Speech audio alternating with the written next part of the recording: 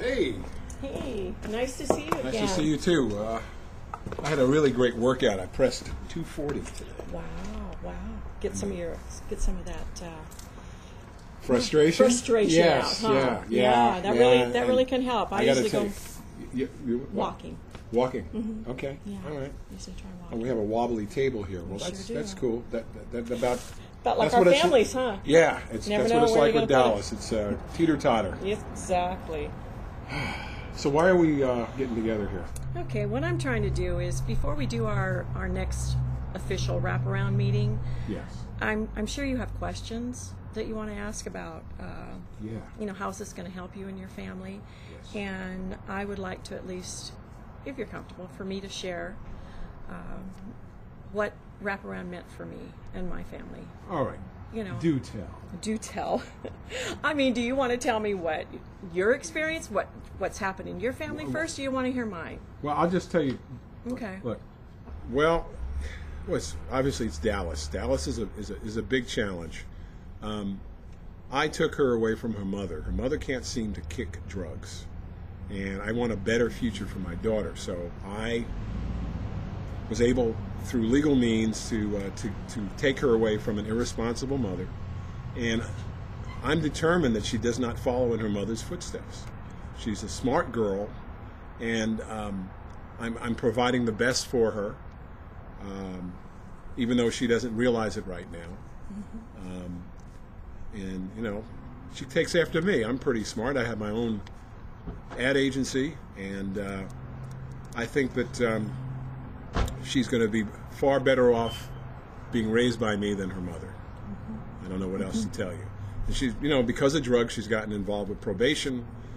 She was in juvie hall, just got out. But I tell you, she didn't learn her lesson, so I'm like ready to throw my hands up. I mean, I'm not one that usually gives up, but I think maybe she just needs to learn another lesson. Well, I'm going to share part of my story. It's a long one, so I'll make it brief. You'll get to learn more about my family as time progresses. But I initially came into rap about 7 years ago. And our family had to be in it for 2 years because my son was so intense and had so many high needs. And unlike your daughter, he wasn't in the probation system back then. He is now having issues with the law.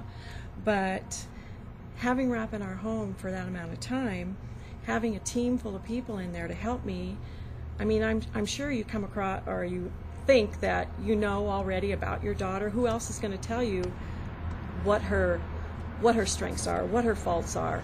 How are we going to come in there and help you parent when you've been a parent and you know how this child ticks, what works with her?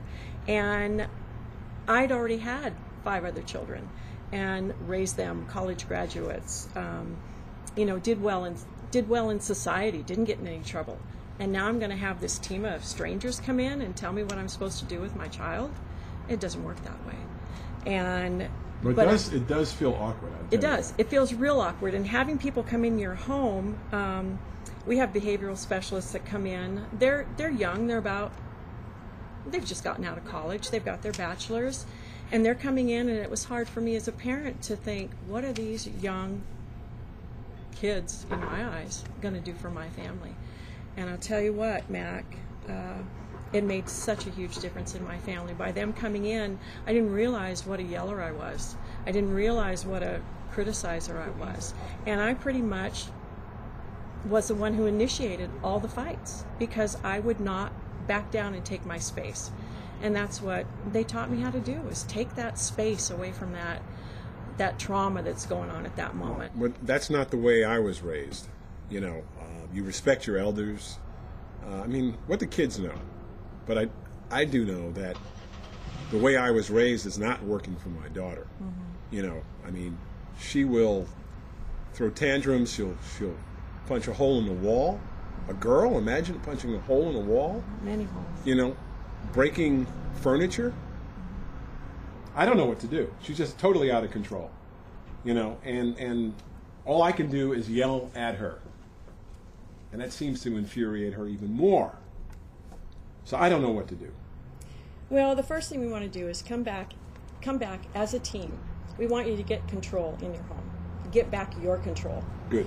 Instill some hope in you that there is some light at the end of the tunnel, and it's not a train.